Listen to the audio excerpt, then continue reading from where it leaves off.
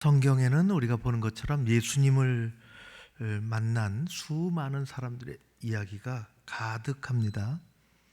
사정이 각각 다 다르죠.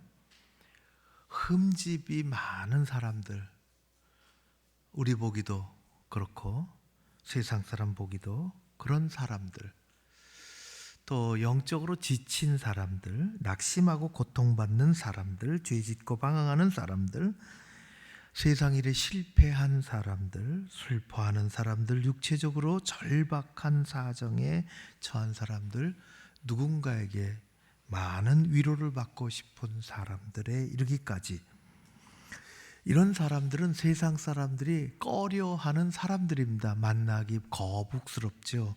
그러나 예수님은 만나지 못할 사람이 없으십니다. 세상의 변두리 같은 삶을 사는 사람들이 예수님을 경험하는 순간 놀라운 기적이 일어나고 삶이 변합니다. 우리 주님은 온 세상과 한 영혼의 신령한 봄을 가져오시는 분이십니다. 이 땅이 무척이나 어렵고 세상이 흉흉할 때 어느 시인은 빼앗긴들에도 봄이 오는가 탄식의 노래를 했는데, 빼앗긴 봄에들에도 세상의 봄은 오고야 맙니다. 우리 주님은 봄을 가져오시는 분이십니다. 예수님을 만나면 내면의 세계가 빛으로 밝아지고 그 빛으로 사람들의 얼굴이 밝아지고 마음과 태도가 달라집니다. 그래야 할 때 누가 요청한 것도 아닌데 종교적인 생활이 멈춰집니다. 그리고 신앙생활이 시작이 됩니다. 누가 지적한 것도 아닌데 형식적으로 하던 교회 생활이 자동적으로 예수님 만나면 멈춰집니다. 그리고 비로소 은혜 생활이 시작이 됩니다. 이것이 복음의 능력입니다. 무한한 생명력을 가지고 있는 복음의 역할입니다. 이것을 로마서 1장 16절에서는 이렇게 말씀했습니다. 내가 복음을 부끄러워하지 아니하노니 이 복음은 모든 믿는 자에게 구원을 주시는 하나님의 능력이 됩니다. 인생의 참된 봄을 가져오시는 주님께서 길을 가다가 날 때부터 맹인된 사람을 보셨습니다. 제자들은 그를 앞에 두고 아주 퉁명스럽게 묻습니다. 2절 말씀, 제자들이 물어 이르되 랍비여, 이 사람이 맹인으로 난 것이 누구의 죄 때문입니까? 자기 죄입니까? 부모님 죄입니까? 연약한 사람을 앞에 두고 제자들은 이해, 긍휼, 그런 마음을 보여준 것이 아니라 이렇게 불행한 인생을 살게 된 그 원인이 있을 터인데, 그 원인이 된 죄가 도대체 뿌리가 어디 있습니까? 따지고 물은 것이죠. 둘 중에 하나의 대답을 기다립니다. 죄 때문입니까? 자기 때문입니까? 부모 때문입니까? 우리 주님은 두 가지 중 하나로 대답해 달라고 요청하는 제자들 앞에서 꾸짖듯이 의의 말씀을 하십니다. 그게 아니다. 이 사람이 이렇게 된 것은 자신의 죄 때문이 아니고 부모의 죄 때문도 아니라 다만 하나님이 무슨 일을 하시려고, 그것을 이 사람을 통해서 세상에 보여주시려고 하는 것이라 말씀했습니다. 제자들은 맹인을 앞에 두고 죄를 따지고 물었으나 우리 주님은 그를 통해서 하나님이 하실 일을 보게 될 것이라고 말씀하신 것입니다. 같은 사람을 앞에 두고 제자들이 보고 생각한 것과 예수님이 보고 생각하신 것, 거기는 공통점을 찾을래야 찾을 길이 없습니다. 이 둘 사이에는 명백한 시각의 차이가 존재합니다. 여러분은 어느 접근 방식에 가깝다고 생각하십니까? 사람들은 같은 대상을 보고 같은 환경에 놓였다 해도 각기 다르게 보는 경우가 수도 없이 많습니다. 같은 것을 봤는데요, 같은 환경에 처했는데요, 같은 음식을 먹었는데요, 다르게 평가합니다. 사람마다 마음으로 난 길이 다르기 때문입니다. 그것을 안목이라고 말합니다. 시력은 육신의 눈으로 보는 것이고 안목은 믿음의 눈으로 보는 것입니다. 생각의 눈으로, 마음의 눈으로 보는 것. 성경은 그것을 이야기합니다. 육신의 눈은 사람에 따라 그 시력이 좋을 수도 있고 나쁠 수도 있습니다. 의료의 도움을 받을 수도 있고 그렇지 못할 경우도 있습니다. 그러나 우리의 안목은 그렇게 해서 교정되거나 나아질 일이 아닙니다. 믿음의 안목은 처음에는 별것 같이 여겨지지 않을지 모르지만 그것이 쌓이고 또 쌓이면 결과가 큰 차이로 드러납니다. 그 사람의 인생의 성공과 실패는 말할 것도 없고 신앙의 삶 속에서 불행하냐 행복하냐 하는 것이 갈라집니다. 하나님의 백성으로 살면서 같은 길을 걸으면서 감사가 많은 삶을 살 것인가, 아니면 늘 불평과 불만이 쌓인 길을 터덜거리며 걸어가느냐 하는 것은 믿음의 안목의 차이에서 오는 것입니다. 저는 여러분들이 가보셨는지 모르지만은 방글라데시라는 그런 곳에 한 10번쯤 가봤습니다. 선교하러 갔지요. 선교사를 보내고 늘 갔습니다. 그리고 교회 고등부 학생들도 보냈어요. 1년 동안 준비해서 청년들도 보냈습니다. 훈련하라 받으라고.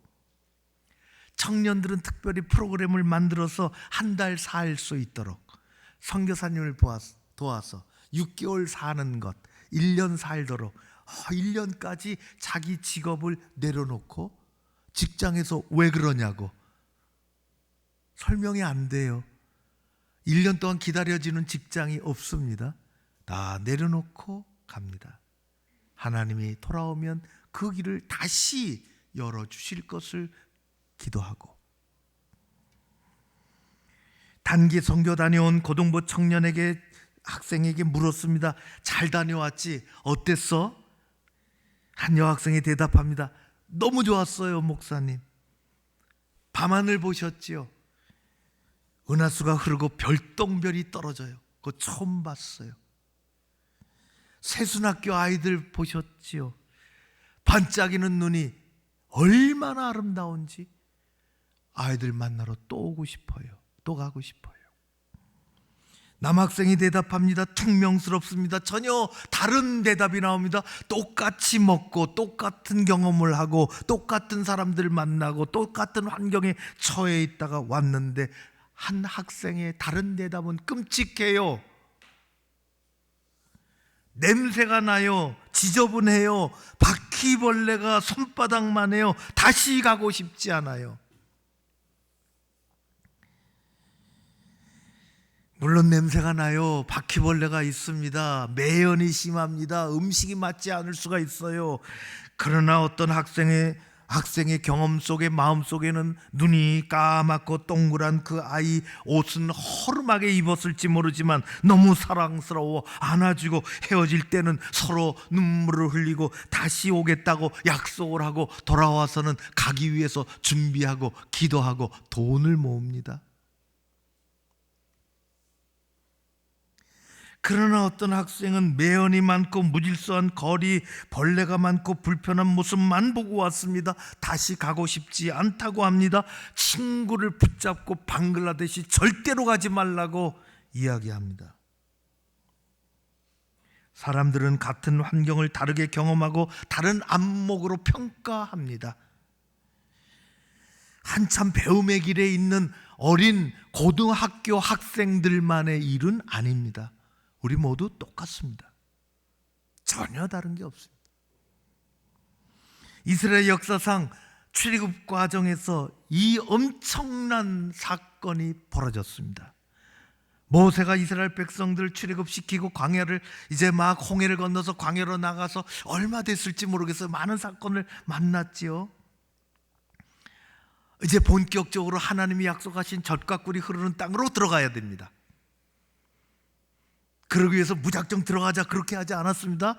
모세는 가데스 바네아라는 곳에 사람들을 모아놓고 지파별로 한 사람씩 불러내라고 했습니다. 대표 12명 정탐꾼 갔다 오라는 것입니다. 우리가 가야 할 곳이니 갔다 와라. 40일 동안 그들은 다 둘러보고 왔습니다. 먹기도 하고 보기도 하고 사람들도 보고 어떻게 사는지 어디에 뭐가 있는지 다 보고 돌아와서 모세 앞에 이야기할 때 군중을 모았습니다. 이른바 군중 보고 대회입니다. 놀랍습니다. 성경의 기록대로 10대 2로 나눠졌습니다. 10명이 이야기합니다.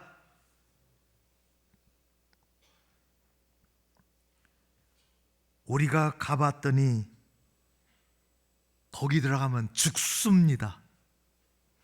사람들의 키가 얼마나 큰지, 그들이 먹고 사는 음식들이 얼마나 큰지 우리는 보지도 못한 것들, 그런 거 먹고 힘이 대단합니다. 싸우나 마나 우리는 진 거나 다름없습니다. 마지막 한마디 합니다.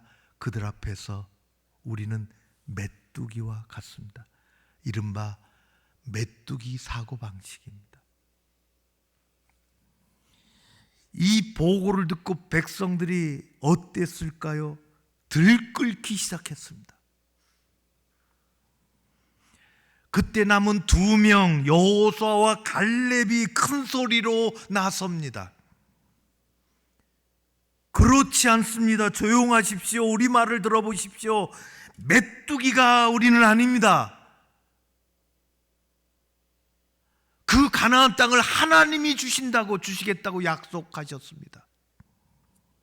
사람들이 큰 것은 맞습니다. 그러나 약속하신 땅, 하나님을 거역하지 말고 그 땅 사람들을 두려워하지 말고 우리는 가야 합니다. 이 2가지 상반된 보고를 백성들도 들었을 뿐만 아니라 여러분, 더 무서운 것은 하나님이 듣고 계셨다는 것입니다. 상황이 대단히 어수선하지요. 하나님이 모세의 눈물의 기도를 들으시고 나서셨습니다. 이 상황을 한마디로 정리하셨어요. 10명의 보고가 잘못됐다. 백성들이 미혹에 빠졌다. 40일 동안 보고 왔으니 하루가 한 해다.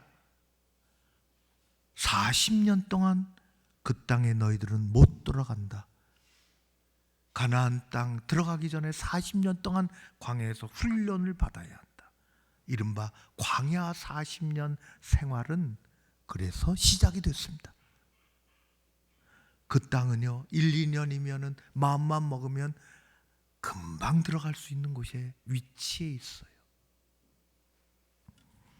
우리가 가지고 있는 생각의 차이가 안목의 차이이고 곧 믿음의 차이입니다. 그래서 우리는 하나님 편에서 바라보는 훈련을 해야 하고 그렇게 살아야 하고 믿음의 안목으로, 긍정의 안목으로 우리는 세상과 주변에 일어나는 사건을 보는 그런 훈련, 믿음을 가지고 있어야 됩니다.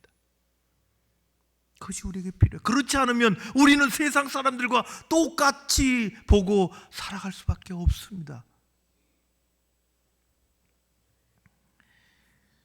이럴 때 주님이라면 어떻게 하셨을까? What would Jesus do? 그런 운동이 한때 일어났어요. WWJD. 우리가 만나는 어려움, 시험, 어떻게 행동할까? 그럴 때 한 번쯤 멈춰서 우리 주님이라면 이런 상황 어떻게 하셨을까? 제자들이 제자들 앞에 보지 못하는 절대적으로 부족한 사람, 도움을 받을 그런 사람 앞에서 죄를 따지고 들어갔습니다. 주님은 격하게 반응하셨죠. 죄 때문이 아니다. 하나님께서 어떻게 일하시는지 보이시려고 하는 거다. 그것을 봐야 한다. 하나님이 이 사람을 어떻게 하시고 이 사람이 어떻게 바뀌고 어떻게 세상에서 세우시는지를. 예수님은 기적을 베푸실 때 주로 말씀을 하셨어요. 근데 지금은 전혀 다르십니다. 땅에 침을 뱉으셨어요. 이런 낭망해요. 보기 민망해요. 지저분해요. 위생적이지 않아요. 흙을 이기셨어요. 뭐 하시나 봤더니 눈에다 바릅니다. 납득이 됩니까?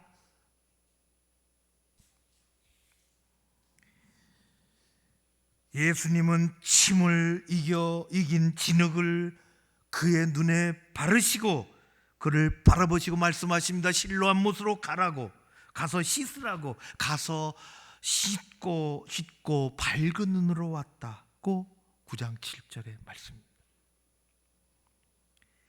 여러분, 이 말씀을 듣고 실로암 못으로 가라고 하시는 말씀을 듣고 맹인은 아무 말 하지 않았습니다. 말씀을 그대로 따랐습니다. 생각하지 못한 새로운 사건은 아주 작고 단순한 순종에서부터 잉태되고 위대한 결과로 이어집니다. 제가 말한 단순한 순종이라, 단순하다는 것은 순종이 간단하다 그런 말이 아닙니다. 순종은 간단하지 않습니다. 그러나 단순한 순종인 까닭은 그런 순종이 믿음 안에서 간결하게 일어난다는 것입니다. 언덕 아래에 있는 저 실로암 연못은 한참 꼬불거리며 내려가는 그 길인데 눈을 감은 사람에게 쉽지 않은 길입니다. 주변 사람들의 보기에는 우습게 보이고 더듬거리며 내려가는 그 사람 제자들의 눈에는 이상하게 보였습니다.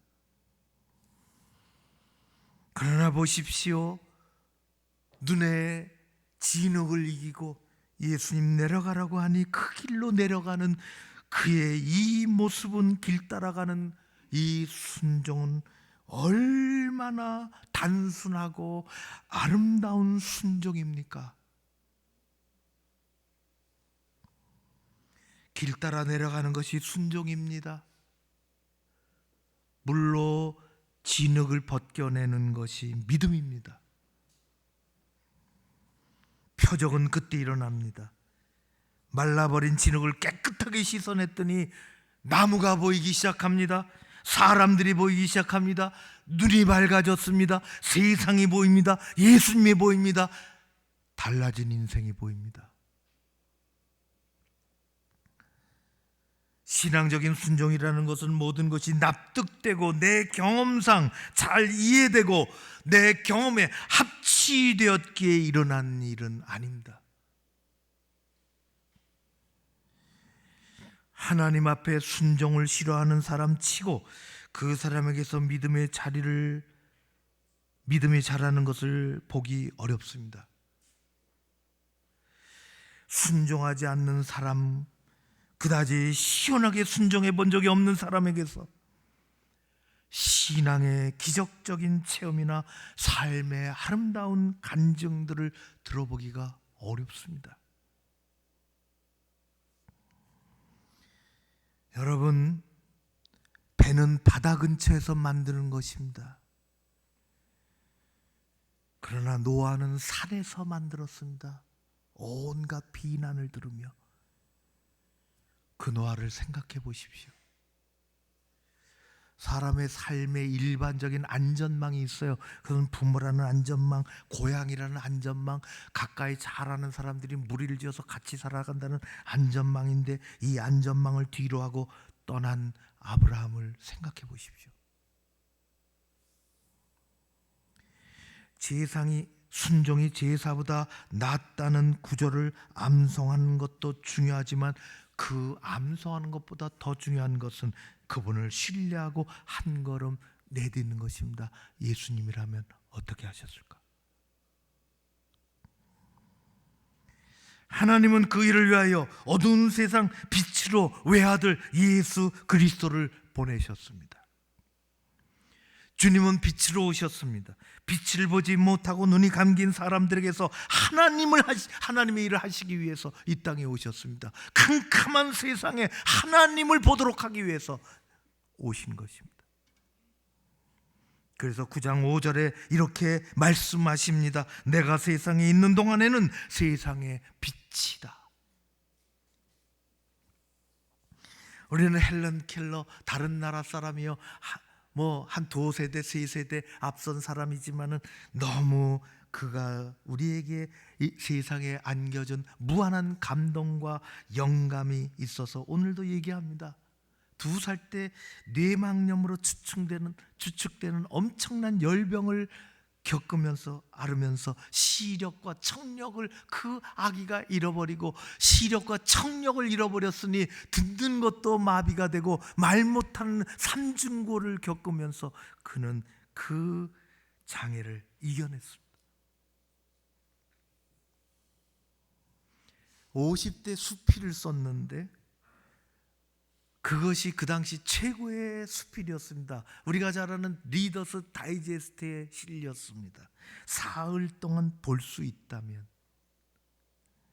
볼 수 없지요. 그러나 하나님이 3일 동안 눈을 떼게 떠주시게 해주신다면, 기적같이 그런 일이 일어난다면 하고 싶은 일이 있는데, 첫날에는 다정함과 친절함으로 우정으로 내 삶을 가치 있게 만들어준 사람들을 볼 것입니다. 가장 먼저 어릴 적 내게 찾아와 바깥 세상을 알려주신 소중한 선생님 앤 설리번 메이시의 얼굴을 오래도록 보고 싶습니다. 둘째 날에는 나는 여명과 함께 일어나서 밤이 낮으로 변하는 황홀한 기적을 목도할 것입니다. 잠든 지구를 깨우는 태양의 활약, 그 빛의 장관에 경외하는 마음으로 바라보겠습니다. 셋째 날,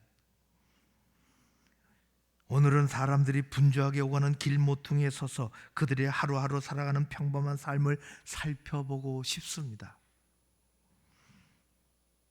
낮에는 아름다운 영화를 한 편 보고 저녁에는 화려한 네온 사인과 쇼윈도의 상품들을 구경하고 싶습니다. 그리고 밤에 집에 돌아와서는 마지막으로 3일 동안 눈뜨게 해준 하나님께 감사 기도하겠습니다. 그랬던 헬런 켈러가 남긴 유명한 말들은 수도 없이 많습니다. 이런 말도 했습니다. 당신이 무엇을 가지고 태어났는지 중요하지 않습니다. 중요한 것은 당신이 그것을 지금 어떻게 사용하느냐 하는 것입니다. 여러분, 우리가 하나님과 관계없이 믿음의 자리에서 떠나 세상과 똑같은 방법으로 바라보고 똑같은 방식으로 생각한다면 그것은 믿음의 길에서 사는 하나님의 백성이라고 하기 어렵습니다. 우리에게는 믿음 공부가 필요합니다. 예수님은 이렇게 8장에서 말씀하셨습니다. 나는 세상의 빛이니 나를 따르는 자는 어둠에 다니지 아니하고 세상의 빛을 얻으리라. 우리 그 주님을 따라가고 싶습니다. 믿음의 사람들은 세상에 돌아가는 일을 보며 하나님이 어떻게 일하시는지를 생각하고 기대하고 봐야 합니다. 기도하는 사람들은 어떤 사람 가운데 하나님이 어떻게 역사하시는지, 그가 작은 자일지라도, 그가 연약한 자일지라도 하나님이 도대체 어떻게 일하시는지를 보기를 원해야 합니다. 인생에 잘 나가는 일 가운데서도 하나님이 무엇을 말씀하시는지를 들어야 하며, 넘어지고 잘 안 되는 일 가운데서도 하나님은 무슨 일을 하고자 하시는지, 무슨 말씀을 하고자 하시는지 들어야 합니다. 봐야 합니다. 우리는 믿음의 눈으로, 주님의 시선으로 우리 자신과 우리 주변을 보는 그런 삶을 부지런히 익히고 우리를 강건하게 세상에서 지켜 나가야 할 줄로 믿습니다. 겨울에 교회에 왔습니다. 2층 목양실에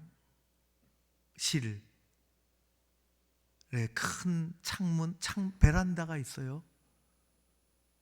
거기밖에 밝게 볼 길이 없으니 오면 보이는 게 밖입니다. 교회 뜰 안으로 나무가 몇 그루 심겨져 있습니다.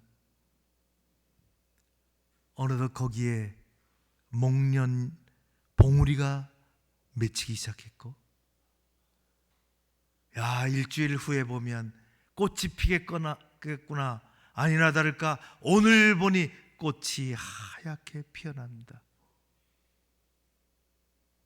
봄입니다. 여러분, 예수님은 봄을 가져오시기를 원하십니다.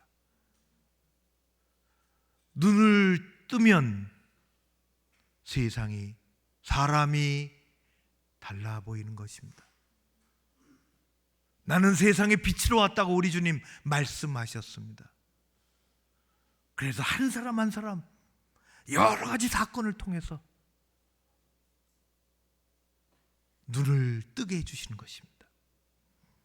성도 여러분, 하나님은 지금도 그렇게 일하십니다. 우리 가운데, 공동체 가운데 이 실로암의 표적 사건이 강하게 일어나고 하나님께 영광이 되는 우리의 공동체, 우리의 삶, 우리의 가정, 우리의 인생이 되어야 할 것입니다. 그런 은혜가 우리 모두의 것이 되기를 주의 이름으로 축원합니다. 고마우신 아버지 하나님,